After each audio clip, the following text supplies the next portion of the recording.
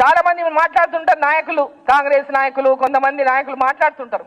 అరుణమ్మ ఏం తెచ్చింది, కేంద్రంకి వెళ్ళి ఏమొచ్చినాయి, ఎంపీలు ఏం తెచ్చిండ్రు అని. తెలివిలేని సన్నాసులారా, ఇప్పుడు వచ్చే ప్రతి రూపాయి నరేంద్ర మోదీ గారి ప్రభుత్వం ఇచ్చేదే.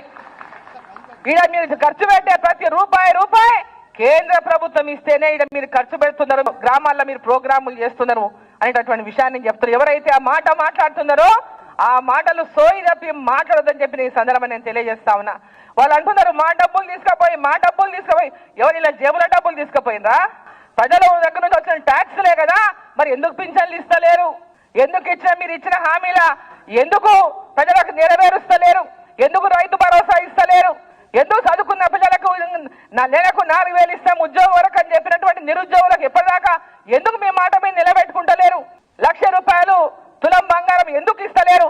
ఇదంతా మరి ప్రజల దగ్గర నుంచి వసూలు చేసిన డబ్బుతోనే కదా మీరు పథకాలు ఇచ్చేది. మీ ఇళ్లకెళ్ళి తెచ్చేమని ఇస్తున్నారా? ఇల్లు మాట్లాడే నాయకులు వాళ్ళ ఇళ్లకెళ్ళి తెచ్చేమని ఇస్తున్నారా? వీళ్ళు కేంద్రం తీసుకుపోతుంది, కేంద్రం ఆడికెళ్ళి మేము ఇంత కడుతున్నాం, ఆడికెళ్ళి ఇంత వస్తుంది అనేటటువంటి మాటలు తెలివిలేని దద్దమ్మలు ఒకసారి ఆలోచన చేసుకోవాల్సినటువంటి అవసరం ఉన్నది.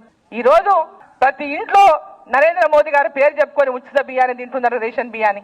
ఈ రోజు ప్రతి ఒక్కరి గుండెలో నరేంద్ర మోదీ గారు స్థానం సంపాదించుకున్నారని ఓర్వలేక వాళ్ళు మాట్లాడేటటువంటి మాటలకు ప్రతి కార్యకర్త ఇంటింటికెళ్ళి వివరంగా చెప్పండి.